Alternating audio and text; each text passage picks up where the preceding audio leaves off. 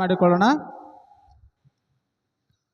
ಸರ್ವ ಸೃಷ್ಟಿಯನ್ನು ಸೃಷ್ಟಿ ಮಾಡುವಂಥ ಸರ್ವಶಕ್ತನಾಗಿರುವಂಥ ನಮ್ಮ ಪರಿಶುದ್ಧನು ತಂದೆಯಾಗಿರುವ ದೇವರೇ, ನಿನಗೆ ನಮ್ಮ ಒಡೆಯನೂ ರಕ್ಷಕನಾದಂಥ ಯೇಸು ಕ್ರಿಸ್ತನ ಹೆಸರಲ್ಲಿ ನಿನಗೆ ಕೃತಜ್ಞತಾ ಸ್ತುತಿ ಸಲ್ಲಿಸುವಂತಾಗಿದ್ದೇವೆ.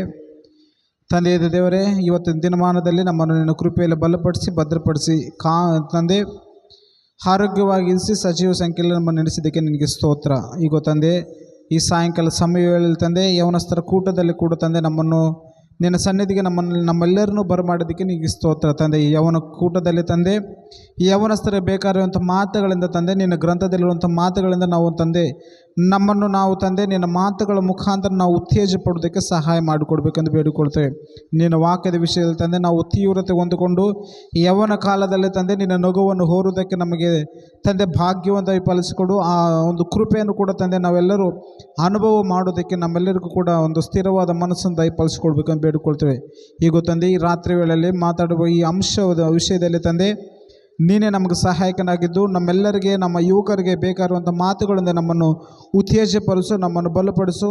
ಸ್ಥಿರವಾಗಿ ತಂದೆ ನಿನ್ನ ವಿಶ್ವಾಸದಲ್ಲಿ ಬಲವಾಗಿ ಸ್ಥಿರವಾಗಿ ಇರುವುದಕ್ಕೆ ನಮಗೆ ಸಹಾಯ ಮಾಡಿಕೊಡ್ಬೇಕು ಅಂತ ಬೇಡಿಕೊಳ್ತಾ ನಮ್ಮ ಒಡೆಯನೂ ರಕ್ಷಕನಾದಂಥ ಯೇಸು ಕ್ರಿಸ್ತನ ಹೆಸರಲ್ಲಿ ಪ್ರಾರ್ಥನೆ ಬೇಡುತ್ತೇವೆ ತಂದೆಯೇ, ಆಮೆನ್. ರೈಟ್, ಇವತ್ತಿನ ದಿನದಲ್ಲಿ ಆರಿಸಿಕೊಂಡಂಥ ಅಂಶವು ಏನಂತಂದರೆ ಯೌವನಸ್ಥರ ಬದ್ಧತೆ ಅಂದರೆ ನಮ್ಮ ಸ್ಥಿತಿ ಯಾವ ರೀತಿಯಲ್ಲಿ ಅಂತಂದರೆ ಆ ಕಡೆ ತೆಲುಗು ನೆಟ್ಟಿಗೆ ಬರಲ್ಲ, ಕನ್ನಡ ನೆಟ್ಟಿಗೆ ಬರಲ್ಲ, ಇಂಗ್ಲೀಷು ಕೂಡ ನೆಟ್ಟಿಗೆ ಬರಲ್ಲ. ಬದ್ಧತೆ ಅಂದರೆ ನಮಗೆ ಸ್ವಲ್ಪ ಅರ್ಥ ಆಗಲ್ಲೇನೋ. ಬದ್ಧತೆ ಅಂದರೆ ಇಂಗ್ಲೀಷಲ್ಲಿ ಕಮಿಟ್ಮೆಂಟ್ ಅಂತಾರೆ. ಕಮಿಟ್ಮೆಂಟ್, ಬದ್ಧತೆ, ದೃಢ ನಿಶ್ಚಯ, ದೃಢ ಸಂಕಲ್ಪ. ಹೌದಾ? ಒಂದು ವಿಷಯದಲ್ಲಿ ಬಲವಾದಂಥ ನಂಬಿಕೆ, ಅದೇ ಮಾತಿಗೆ ಕೊಟ್ಟ ಮಾತು ಮೇಲೆ ನಿಲ್ಲಬೇಕು ಅಂತ ಹೇಳ್ತಾರಲ್ಲ, ಮಾತು ಮೇಲೆ ನಿಲ್ಲಬೇಕು ಎಂಬುದರಲ್ಲಿ ಕಮಿಟ್ಮೆಂಟ್, ಒಂದು ಬದ್ಧತೆ. ಒಂದು ಮಾತಿಗೆ ಒಪ್ಪಿಗೆ ಕೊಟ್ಟಿವೆ, ಆ ಮಾತು ಮೇಲೆ ಕಮಿಟ್ಮೆಂಟ್, ಆ ಮಾತಿಗೆ ಬದ್ಧತೆಯಾಗಿ ಇರಬೇಕು ಎಂಬುದಾಗಿ ಈ ಬದ್ಧತೆ ಎಂಬ ವಿಷಯದಲ್ಲಿ ಅರ್ಥ. ಈ ಯೌವನಸ್ಥರ ಬದ್ಧತೆ ಅಂದ್ರೇನು ಅಂತಂದರೆ, ಯೌವನಸ್ಥರ ಯೌವನ ಕಾಲದಲ್ಲಿ ಈ ಕಮಿಟ್ಮೆಂಟ್ ಏನು ಎಂಬುದಾಗಿ ನೋಡಿದ್ರೆ ಈ ಅಂಶವನ್ನು ನಾನು ಸುಮಾರು 3 ಅಥವಾ 4 ಭಾಗಗಳಾಗಿ ಮಾತಾಡಬೇಕೆಂದು ಆಸೆ ಪಡ್ತಾ ಇದ್ದೀನಿ. ಈ ಯೌವನಸ್ಥರ ಕೂಟವನ್ನು ನಾನು ಯೌವನಸ್ಥರ ಬದ್ಧತೆ ಎಂಬ ಅಂಶದಲ್ಲಿ ಸುಮಾರು 3 ರಿಂದ 4 ಭಾಗಗಳಾಗಿ 4 ಸಂಡೆಗಳಾಗಿ ಮಾತಾಡೋದಕ್ಕೆ ಇಷ್ಟಪಡ್ತೀನಿ. ಇವತ್ತು ಮೊದಲನೇ ಭಾಗ ಏನು ಅಂತಂದರೆ ಯೌವನಸ್ಥರ ಬಾಧ್ಯತೆಯಲ್ಲಿ ಮೊದಲನೇ ಭಾಗ. ಈ ಮೊದಲನೇ ಬಾಧ್ಯತೆಯಲ್ಲಿ ಈ ಕಮಿಟ್ಮೆಂಟ್ ಏನಿರುತ್ತೆ, ಈ ಬಾಧ್ಯತೆ ಏನಿರ್ತದೆ, ಯೌವನಸ್ಥರ ಈ ಬಾಧ್ಯತೆ ಏನಿರುತ್ತೆ ಎಂಬುದಾಗಿ ನಾವು ನೋಡಿದ್ವಿ. ಆದರೆ ಬೈಬಲ್ನಲ್ಲಿ ನಮಗೆ ದಾನಿಯೇಲನೆಂಬ ಒಂದು ಗ್ರಂಥ ಇರುತ್ತೆ. ಬೈಬಲ್ನಲ್ಲಿ ನಮಗೆ ಪ್ರವಾದಿಯಾಗಿರುವಂಥ ದಾನಿಯೇಲನ ಎಂಬ ಒಂದು ಗ್ರಂಥವಿರ್ತದೆ. ಅದರಲ್ಲಿ 4 ಯುವಕರು ನಮಗೆ ಕಾಣಬರ್ತಾರೆ. ದಾನಿಯೇಲನೆಂಬ ಪುಸ್ತಕದಲ್ಲಿ 4 ಜನ ಯುವಕರು ನಮಗೆ ಕಂಡು ಬರ್ತಾರೆ. ಈ 4 ಜನ ಯುವಕರು ಎಲ್ಲಿರ್ತಾರೆ ಅಂತಂದರೆ, ಸಂಡೇ ಸ್ಕೂಲ್ ಮಕ್ಕಳಿಗೆ ಪ್ರತಿದಿನ ಬರುವಂಥ ಈ ಮಕ್ಕಳಿಗೆ ಅರ್ಥ ಆಗುತ್ತೆ. ನೆಬೂಕದ್ನೆಚ್ಚರನು ಎಂಬ ಈ ಅರಸನು, ಬಬುಲೋನ್ ಅರಸನು ಯಹೂದ್ಯರನ್ನು ಸೆರೆಕ್ಕೆ ಕರ್ಕೊಂಡು ಹೋದಾಗ, ಯಹೂದ್ಯರನ್ನು ಬಬುಲೋನು ಅರಸನಾಗಿರುವಂಥ ನೆಬೂಕದ್ನೆಚ್ಚರನು ಸೆರೆಯನ್ನು ಕರ್ಕೊಂಡು ಹೋದಾಗ, ಬಬುಲೋನು ಅರಸನ ಸಾಮ್ರಾಜ್ಯದಲ್ಲಿ, ಆ ಸಾಮ್ರಾಜ್ಯದಲ್ಲಿ ಒಳ್ಳೆ ಜ್ಞಾನವಂತರು ಬೇಕು, ಆ ಸಾಮ್ರಾಜ್ಯವನ್ನು ನಡೆಸೋದಕ್ಕೆ ಯುವಕರು ಬೇಕು, ಜ್ಞಾನವಂತರು ಬೇಕು ಎಂಬುದಾಗಿ ಯಾರ್ಯಾರು ರಾಜವಂಶಸ್ಥರಿದ್ದಾರೋ, ಯಾರ್ಯಾರು ನಿಪುಣರಿದ್ದಾರೋ, ಯಾರ್ಯಾರು ಜ್ಞಾನವುಳ್ಳವರಿದ್ದಾರೋ, ಯಾರ್ಯಾರು ಸಮಸ್ತ ಜ್ಞಾನದಲ್ಲಿ ವಿಶಿಷ್ಟತೆ ಹೊಂದಿದ್ದಾರೋ ಅವರೆಲ್ಲರನ್ನು ಒಂದು ಕಡೆ ಇರಿಸಿ ಅವರೆಲ್ಲರಿಗೆ ಸಂಸ್ಥಾನದಲ್ಲಿ ಕೆಲಸ ಮಾಡುವ ಅಧಿಕಾರ ಕೊಡಬೇಕೆಂಬುದಾಗಿ ನೆಬೂಕದ್ನೆಚ್ಚರನು ಒಂದು ಅಪ್ಪಣೆ ಕೊಟ್ಟಿರ್ತಾನೆ, ಆಜ್ಞೆ ಜಾರಿ ಮಾಡ್ತಾನೆ. ಆವಾಗ ಈ ನೆಬೂಕದ್ನೆಚ್ಚರನ ಅಫಿಷಿಯಲ್ಸ್, ಗೋರ್ಮೆಂಟ್ ಅಧಿಕಾರಿಗಳೇನಿರ್ತಾರಲ್ಲ, ಎಲ್ಲರನ್ನ, ಆ ಸೆರೆಯಲ್ಲಿದ್ದಂಥ ಎಲ್ಲರನ್ನ ಕರೆಸಿ ಒಂದು ಗುಂಪಾಗಿ ಮಾಡಿ ಅವರನ್ನು ಯಾರ್ಯಾರು ಜ್ಞಾನವಂತರು, ಯಾರ್ಯಾರು ಯುವಕರು, ಯೌವನಸ್ಥರು ಯಾರ್ಯಾರು ಜ್ಞಾನವಂತರು ಎಂಬುದಾಗಿ ಎಲ್ಲನೂ ಸೇರಿಸಿದಾಗ ಅದರಲ್ಲಿ ಬರುವಂಥ ಒಂದು 4 ಜನ ಯುವಕರು ಈ ರೀತಿಯಲ್ಲಿ ಇರ್ತಾರೆ. ನೋಡೋಣ. ದಾನಿಯೇಲನು ಬರೆದ ಗ್ರಂಥ ಪ್ರವಾದಿಯಾಗಿರುವಂಥ ದಾನಿಯೇಲನು ಬರೆದ ಗ್ರಂಥ ಮೊದಲನೇ ಅಧ್ಯಾಯ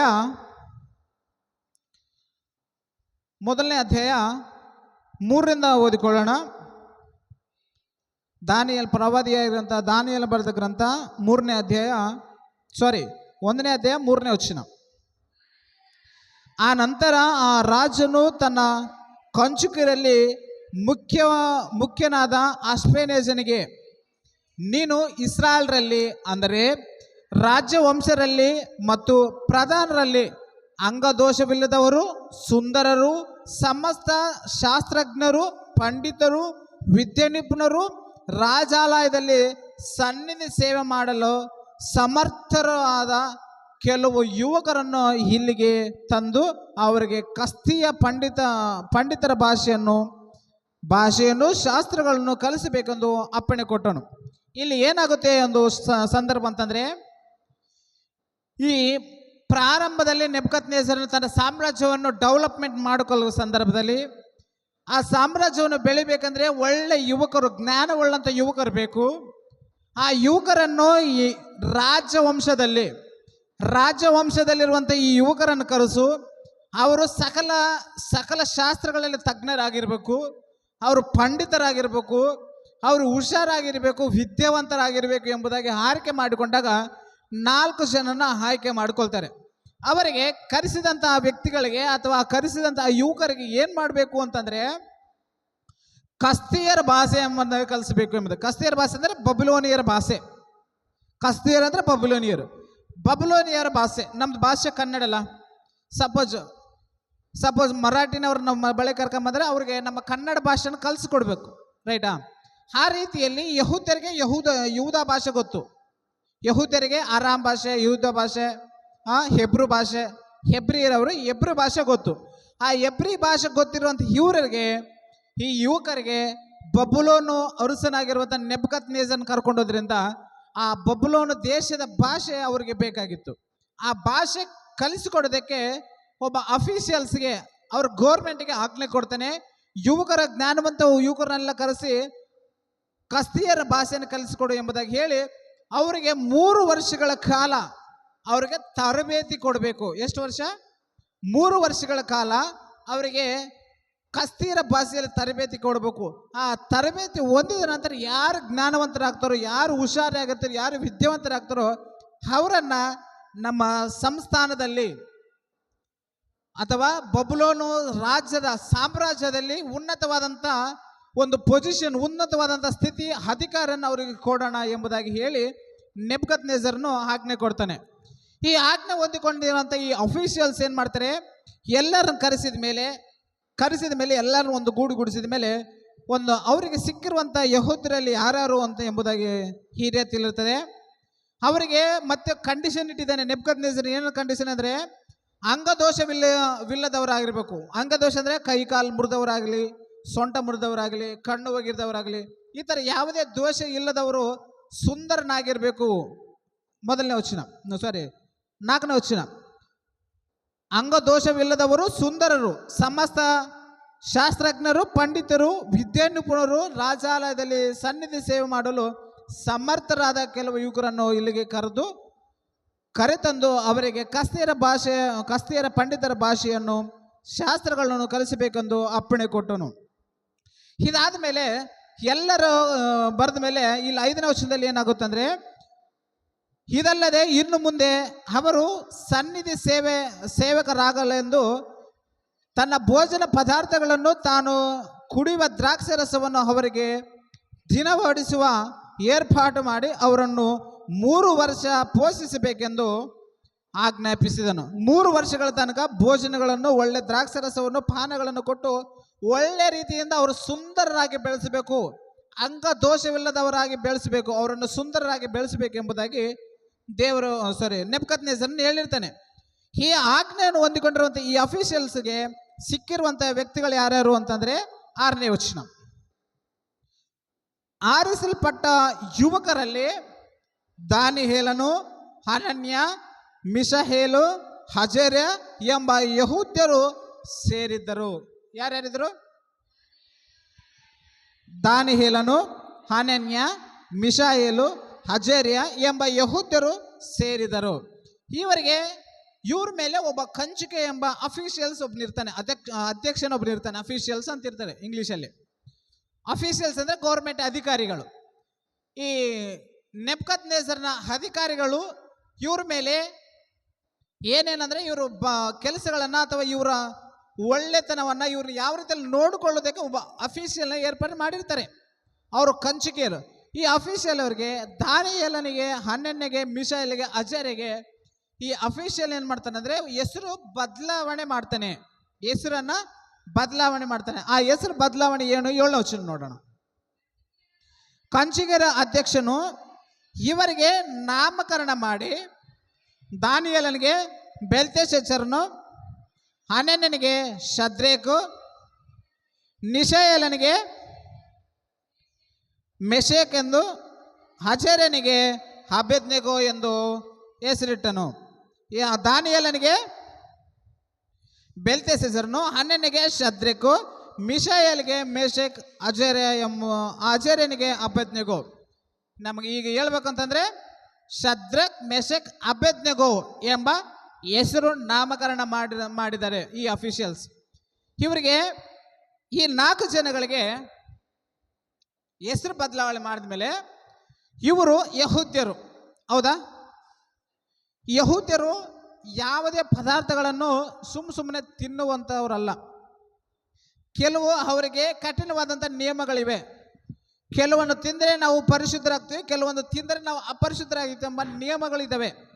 ಅವರಿಗೆ ಆಹಾರ ವಿಷಯದಲ್ಲೂ ಕೆಲವು ಕಠಿಣವಾದಂಥ ಆಜ್ಞೆಗಳಿದ್ದಾವೆ. ಕೆಲವನ್ನು ತಿನ್ನಬಾರ್ದು ಎಂಬುದೊಂದು ದೇವರ ಆಜ್ಞೆ ಇದೆ.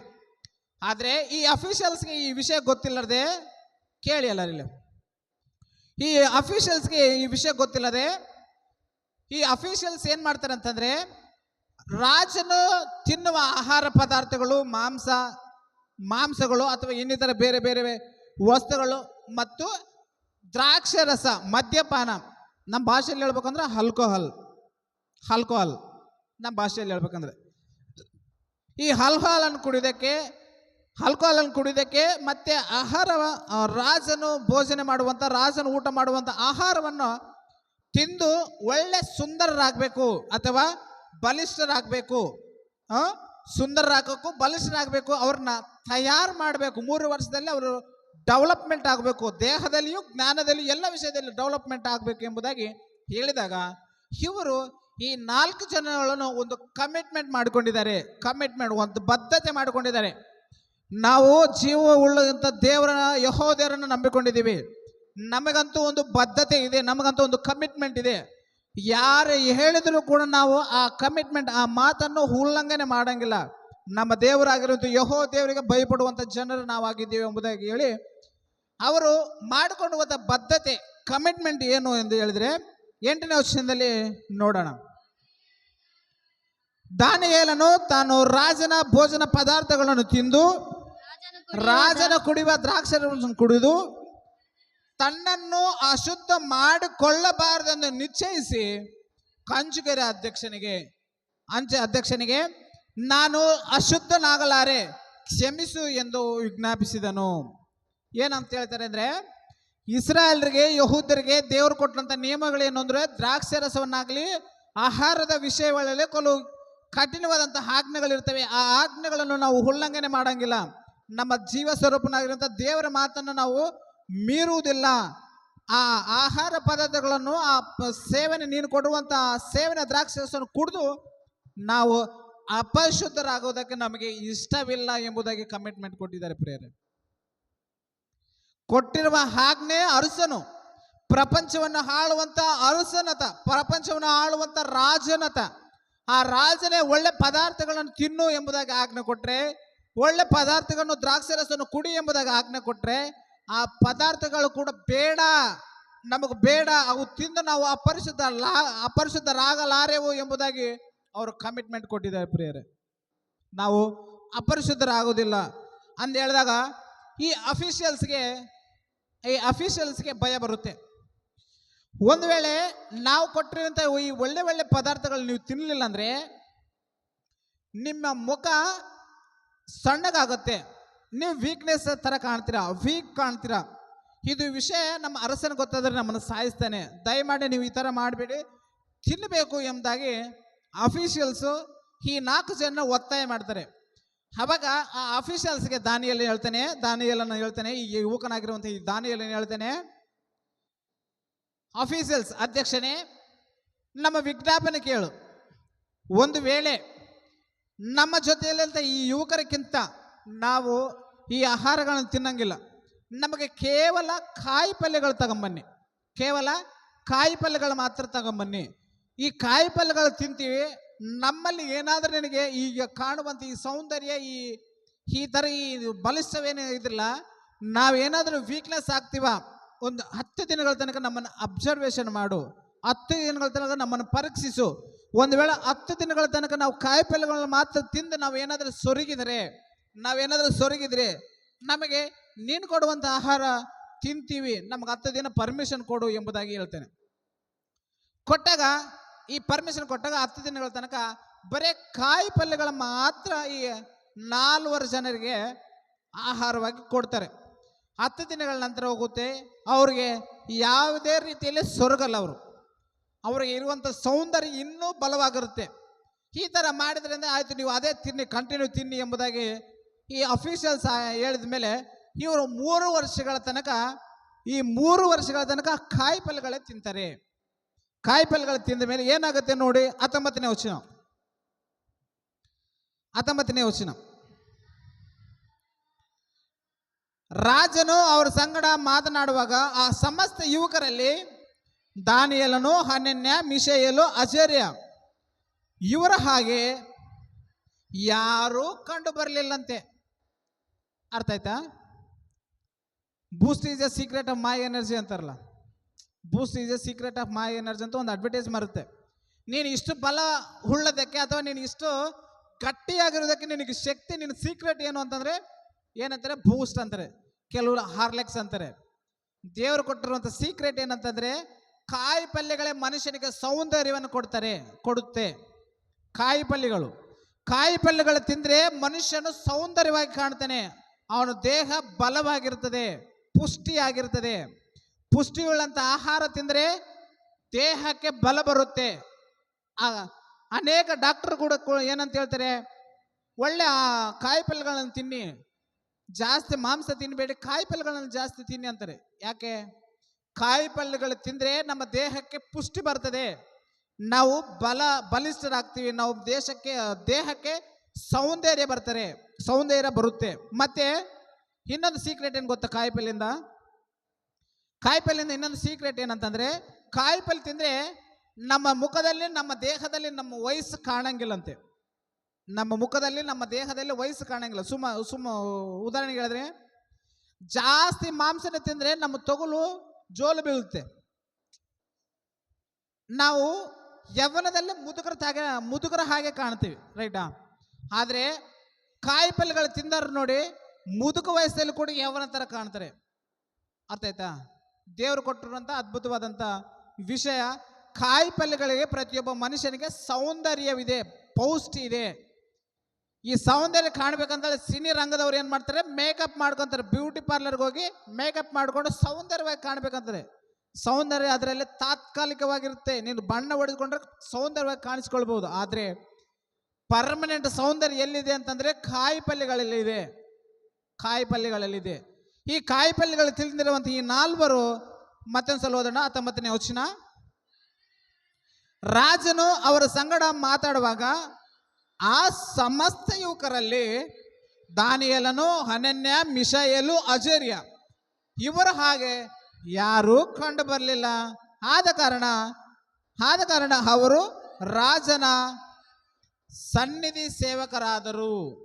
ಇವರಷ್ಟು ಬಲಿಷ್ಠರು, ಇವರಷ್ಟು ಜ್ಞಾನವಂತರು ಯಾರೂ ಆಗಲಿಲ್ಲ. ಆದ್ದರಿಂದ ಇವರನ್ನು ರಾಜ ಸನ್ನಿಧಿ ಸೇವಕರಾಗಿ ಆಯ್ಕೆ ಮಾಡಿಕೊಂಡಿದ್ದಾರೆ. ರೈಟ್.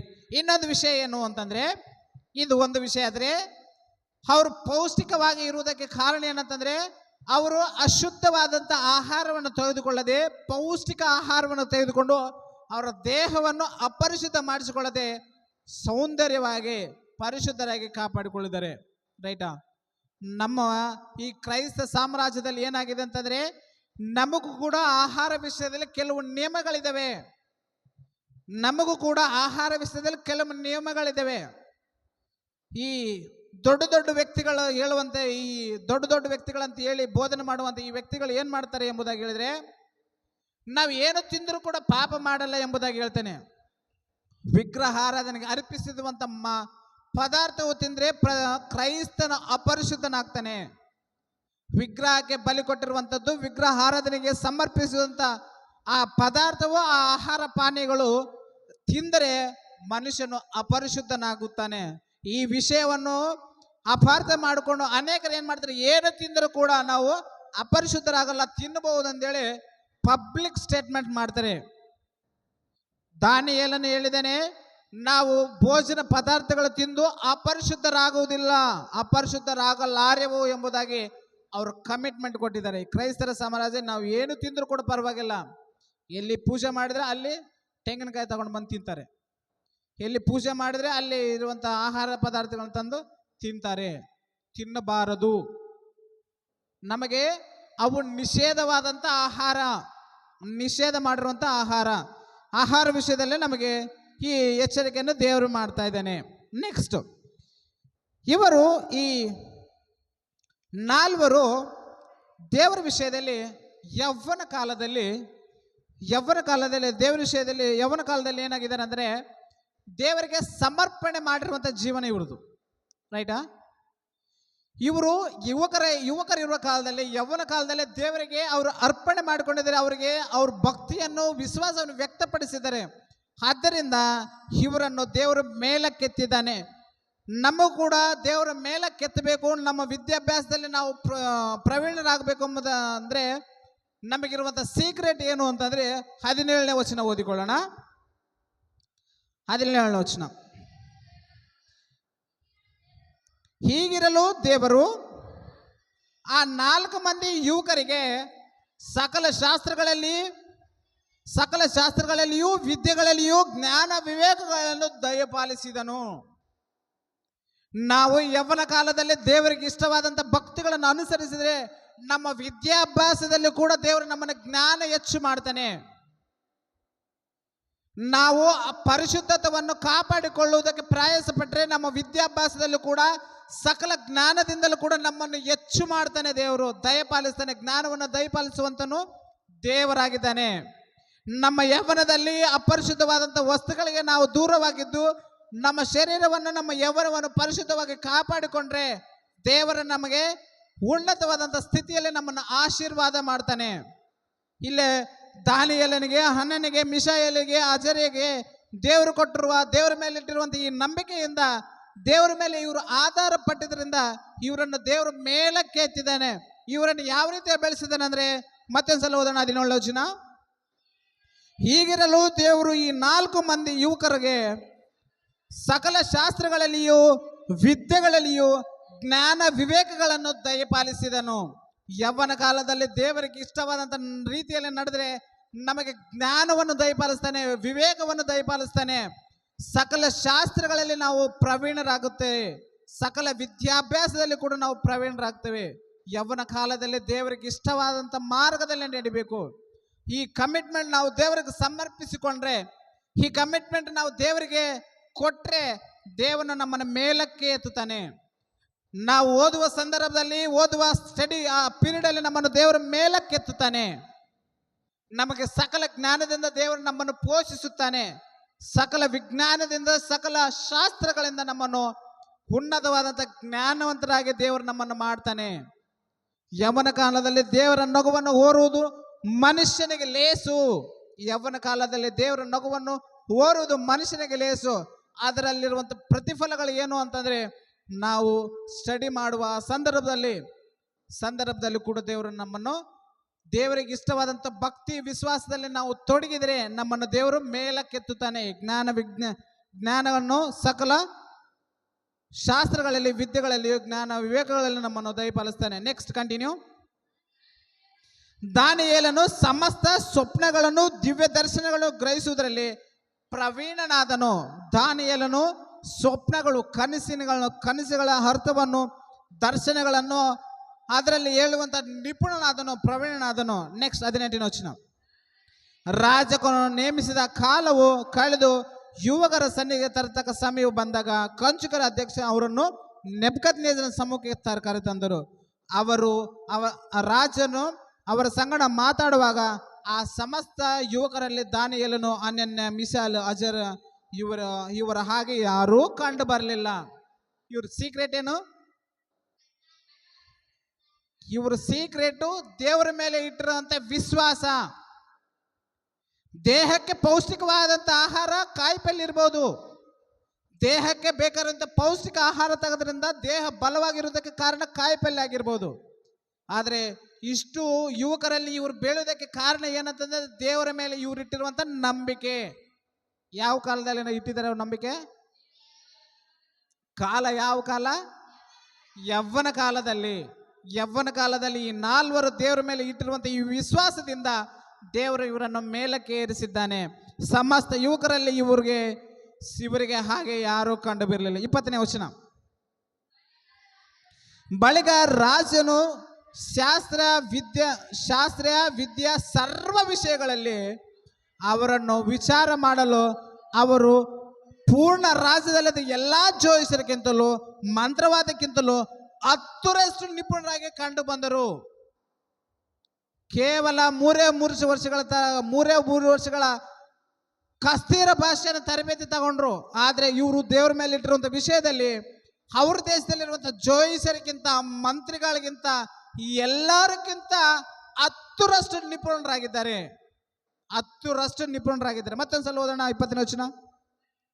ಬಳಿಕ ರಾಜನು ಶಾಸ್ತ್ರೀಯ ವಿದ್ಯಾ ಸರ್ವ ವಿಷಯಗಳಲ್ಲಿಯೂ ಅವರನ್ನು ವಿಚಾರ ಮಾಡಲು ಅವನು ಪೂರ್ಣ ರಾಜ್ಯದಲ್ಲಿದ್ದ ಎಲ್ಲ ಜೋಯಿಸರಿಗಿಂತ ಮಂತ್ರವಾದಿಗಳಕ್ಕಿಂತಲೂ 10ರಷ್ಟು ನಿಪುಣರಾಗಿ ಕಂಡು ಬಂದರು ಎಂಬುದಾಗಿ ಬರೆಯಲ್ಪಟ್ಟಿದೆ.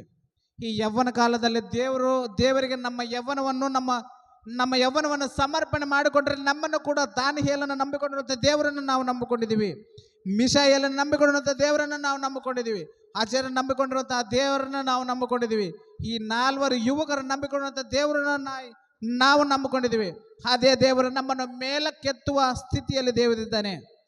ಆದರೆ ನಮ್ಮ ಯವ್ವನದಲ್ಲಿ ದೇವರ ನಗುವನ್ನು ಹೋರುವುದಕ್ಕೆ ನಾವು ಆಸೆ ಪಡ್ತೀವ ಎಂಬುದಾಗಿ ಪ್ರಶ್ನೆ. ನಮ್ಮ ಯವ್ವನ ಕಾಲದಲ್ಲಿ ದೇವರಿಗೆ ನಂಬಿಕೆಯಿಂದ, ವಿಶ್ವಾಸದಿಂದ ಅಪರಿಶುದ್ಧಲಾಗಲಾರದೆ ಪರಿಶುದ್ಧತ್ವವನ್ನು ಕಾಪಾಡಿಕೊಳ್ಳುವುದಕ್ಕೆ ನಾವು ಯತ್ನ ಮಾಡಿದರೆ ದೇವರು ನಮ್ಮನ್ನು ಮೇಲಕ್ಕೆ ತರುತ್ತಾನೆ. ದೇವರು ನಮ್ಮನ್ನು ಉನ್ನತ ಸ್ಥಿತಿಯಲ್ಲಿ ತರ್ತಾನೆ. ಆ ದಾನಿಯೇಲನಿಗೆ, ಮಿಶಾಯೇಲನಿಗೆ, ಅಜರನಿಗೆ, ಅನನ್ಯನಿಗೆ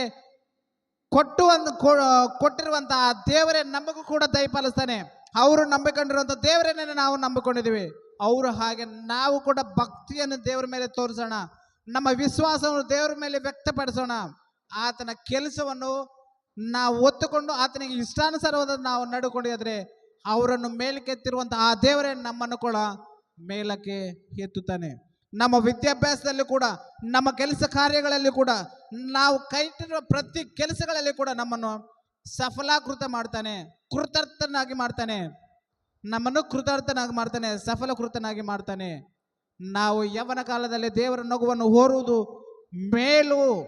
ಯವ್ವನ ಕಾಲದಲ್ಲಿ ನಾವು ದೇವರ ನಗುವನ್ನು, ದೇವರ ಕೆಲಸವನ್ನು ಹೋರುವುದು ಮೇಲು. ಆ ಹೋರಿದ್ರೆ ನಮಗೆ ಬರುವಂಥ ಪ್ರತಿಫಲ ಏನಂತಂದರೆ, ಈ ದಾನಿಯೇಲನು, ಹನ್ನೆನನು, ಅಜರ್ಯನು, ಮಿಶಾಯೇಲಿಗೆ ಯಾವ ರೀತಿಯಲ್ಲಿ ದೇವರು ಉನ್ನತ ಸ್ಥಿತಿಯಲ್ಲಿ ಕರ್ಕೊಂಡು ಹೋಗಿದನೋ ನಾವು ಯವ್ವನ ಕಾಲದಲ್ಲಿ ಅದೇ ರೀತಿಯಲ್ಲಿ ಸಮರ್ಪಣೆ ಮಾಡಿದರೆ ನಮ್ಮನ್ನು ಕೂಡ ದೇವರು ಮೇಲಕ್ಕೆ ಎತ್ತುತ್ತಾನೆ. ಇದು ಒಂದು ಭಾಗ. ಇವತ್ತಿಗೆ ಒಂದು ಭಾಗ ಮುಕ್ತಾಯವಾಯಿತು. ನೆಕ್ಸ್ಟ್ ಇವರು ಏನು ಮಾಡಿದಾರೋ, ಇವರು ಇನ್ನು ಯಾವ ರೀತಿಯಲ್ಲಿ ದೇವರಿಗೆ ಕಮಿಟ್ಮೆಂಟ್ ಕೊಟ್ಟಿದ್ದಾರೆ, ಇನ್ನು ಯಾವ ರೀತಿಯಲ್ಲಿ ಬೆಳೆದಿದ್ದಾರೆ, ಇನ್ನು ದೇವರು ಯಾವ ರೀತಿ ಇನ್ನೂ ಮೇಲಕ್ಕೆ ಏರಿಸಿದ್ದಾನೆ, ಇವರು ಯಾವ ರೀತಿಯಲ್ಲಿ ಕಾಪಾಡಿದ್ದಾನೆ, ಇವ್ರಿಗೆ ಕಷ್ಟ ಬಂದಾಗ, ಸಂಕಟ ಬಂದಾಗ, ಕೀಡು ಬಂದಾಗ ಇವರನ್ನು ದೇವರು ಯಾವ ರೀತಿಯಲ್ಲಿ ಕಾಯ್ದಿಸಿದ್ದಾನೆ, ಯಾವ ರೀತಿಯಲ್ಲಿ ಕಾಪಾಡಿದ್ದಾನೆ ಎಂಬುದಾಗಿ ನೆಕ್ಸ್ಟ್ ಭಾಗದಲ್ಲಿ ನಾವು ನೋಡಿಕೊಳ್ಳೋಣ. ಈ ಯವ್ವನ ಕಾಲದಲ್ಲಿ ಈ 4 ಯುವಕರು ಕೊಟ್ಟಿರುವಂಥ ಕಮಿಟ್ಮೆಂಟ್ ಏನು? ನಾವು ಅಪರಿಶುದ್ಧಲಾಗಲಾರೆವು. ಕಮಿಟ್ಮೆಂಟ್ ಕೊಟ್ಟಿರೋದೇನು? ನಾವು ಭೋಜನ ಪದಾರ್ಥಗಳಲ್ಲಿ ಇಲ್ಲದ ಯಾವುದೇ ಕಾರ್ಯಕ್ರಮಗಳಲ್ಲಿಯೂ ನಾವು ದೇವ ದೃಷ್ಟಿಗೆ ಅಪರಿಶುದ್ಧಲಾಗಲಾರೆವು. ನಾವು ಅಪರಿಶುದ್ಧರಾಗುವುದಕ್ಕೆ ಇಷ್ಟ ಇಲ್ಲ, ನಾವು ಅಪರಿಶುದ್ಧ ಆಗುವುದಿಲ್ಲ ಎಂಬುದಾಗಿ ಕಮಿಟ್ಮೆಂಟ್ ಕೊಟ್ಟಿದ್ದಾರೆ. ನಾವು ಕೂಡ ಅದೇ ಕಮಿಟ್ಮೆಂಟಿಯಲ್ಲಿ ಬದುಕೋಣ, ನಾವು ಕೂಡ ಅದೇ ಬದ್ಧತೆಯಲ್ಲಿ ಬದುಕೋಣ. ಏನ ಬದ್ಧತೆ?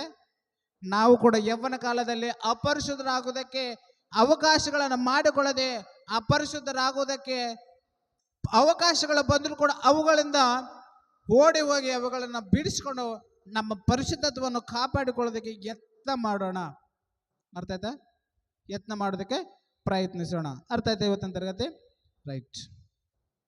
ಎಲ್ಲ ಕಣ್ಣುಗಳು ಮುಚ್ಚಿದ್ರೆ, ತಲೆಬಾಗಿ ಕಣ್ಣುಗಳು ಮುಚ್ಚಿದ್ರೆ ಪ್ರಾರ್ಥನೆ ಮಾಡಿ ಕಾರ್ಯಕ್ರಮ ಮುಕ್ತಾಯ ಮಾಡಿಕೊಳ್ಳೋಣ.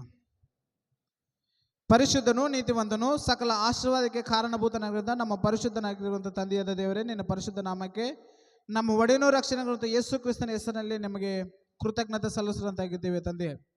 ಈಗೋ ತಂದೆ, ನಿನ್ನ ಮಕ್ಕಳು ನಿನ್ನ ದಾಸರಾಗಿರುವಂಥ ಈ 4 ಜನ ಮಕ್ಕಳ ತಂದೆ, ಯುವಕರಿಂದ ನಾವು ಕಲ್ತಿರುವಂಥ ಪಾಠವನ್ನು ತಂದೆ, ಅವರು ಕೊಟ್ಟಿರುವಂಥ ಬದ್ಧತೆ ತಂದೆ, ಅವರು ಕೊಟ್ಟಿರುವಂಥ ಕಮಿಟ್ಮೆಂಟ್ ನಾವು ಅಪರಿಶುದ್ಧಲಾಗಲಾರೆವು ಎಂಬುದಾಗಿ ತಂದೆ.